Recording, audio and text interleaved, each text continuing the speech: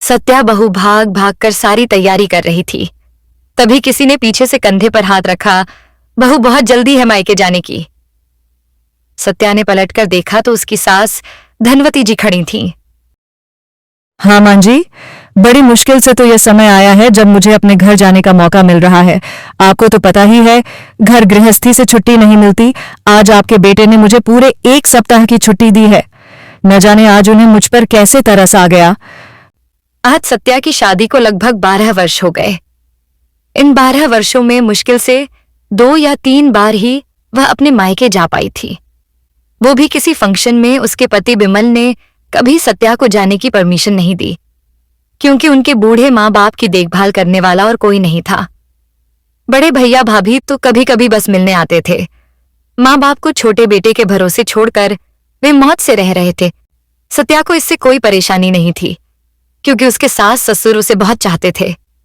सत्या भी पता नहीं कब बहू से बेटी बन गई। उसे पता ही नहीं चला, दिन भर काम में व्यस्त रहती थी।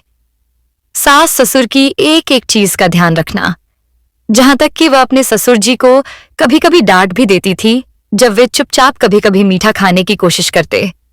इस प्यार भरी डांट पर वे मुस्कुराकर बस इतना ही कहते, लगता है मेरी मां वापस आ गई।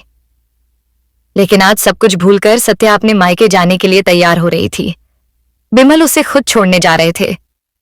जाते समय सत्या ने अपने सास ससुर के पैर छूते हुए कहा, पापा जी, आप परहेज से रहना और मीठा तो बिल्कुल मत खाना। मम्मी जी बोल दिया है वो आप दोनों को समय पर दवाई दे देगी। आप अक्सर दवाई लेना भूल जाती हैं। जब मैं वापस आऊं तो आप दोनों ऐसे ही स्वस्थ मिलने चाहिए। लेकिन बाबूलाल जी और धनवती जी दोनों के चेहरे उदास थे। इस उदासी का कारण सत्या भी नहीं समझ पाई। उसे लगा जैसे वे उसके जाने से दुखी हैं। सत्या उनका आशीर्वाद लेकर जल्दी से गाड़ी में बैठकर चली गई। जाने के बाद बाबूलाल जी ने धनवती से कहा, चल अब मेरा भी सामान पैक कर दे। शायद तेरा मेरा साथ यहीं तक था। ऐसा मत कहिए, मैं भी आपके साथ चलती हूँ। नहीं तो हम दोनों किसी वृद्धा आश्रम में रहने चलते हैं। नहीं धनवती, तू भी यहां नहीं रहेगी तो सत्या परेशान हो जाएगी। मैं ही चला जाता हूं। कुछ दिन से उनके बड़े बेटे सुरेश और बिमल में बहस चल रही थी। बिमल चाहता था कि माँ बाप की जिम्मेदारी वे भी उठाएं, लेकिन सुरेश नहीं मान रहा था। तभी दोनों मिलकर समझौता किया कि पापा को सुरेश रख लेगा और माँ को बिमल। लेकिन सत्या के रहते यह संभव नहीं था। इसलिए बिमल ने बहाने से सत्या को उसके मायके भेजा था। अगले ही दिन सुरेश अपने पिता को लेने आ गया। धनवती जी का रो रोकर बुरा हाल था। दुखी मन से बाबूलाल जी सुरेश के साथ चले गए। धनवती जी को लगने लगा जैसे उनकी जिंदगी का मकसद खत्म हो गया है। वे चुपचाप अपना कमरा बंद करके बैठी रहती थीं। न खाने की सुध, न दवाई की। उधर यही हाल बाबूलाल जी का भी था। एक दिन, सत्या, मम्मी की तबीयत ठीक नहीं है, तुम जल्दी से आ जाओ। उन्हें अस्पताल में एडमिट किया है। सत्या जल्दी से अस्पताल पहुंची। मां जी, क्या हो गया आपको? क्या हुआ मां जी? ये सब क्या है? कोई बात हुई है? मुझे बताइए। बस बेटी, तू कब बहू से बेटी बन गई पता नहीं चला। तूने हमारा बहुत ध्यान रखा है, बस एक उपकार कर दे। अपने ससुर का ध्यान रखना, मेरे बाद वो बहुत अकेले हो जाएंगे। मैं उनकी जिम्मेदार तुझे सौंप कर जाना चाहती थी, इसलिए जिंदा हूं। इससे पहले कुछ समझ पाती। धनवती जी की गर्दन एक ओर लुढ़की गई। सत्या सब समझ गई।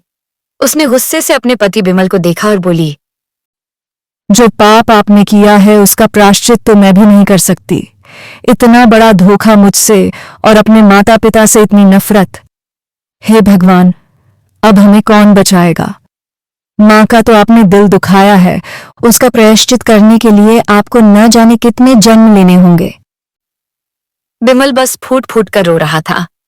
मुझे क्या पता था ये सब हो जाएगा। बाबूलाल जी गुमसुम से बैठे थे। वो न रो रहे थे, न किसी से बात कर रहे थे। सत्या ने जाकर उन्हें संभाला तो वो बोले, बेटी, मेरा आशीर्वाद हमेशा तेरे साथ रहेगा। बस अब मैं जी नहीं पाऊंगा। ये कहकर वे लुढ़क गए। सत्या ने उन्हें उठाने की कोशिश की, लेकिन बाबूजी जा चुके थे। अगर आपको हमारा वीडियो पसंद है तो वीडियो को लाइक करें, शेयर करें और हमारे चैनल को सब्सक्राइब करें। धन्यवाद।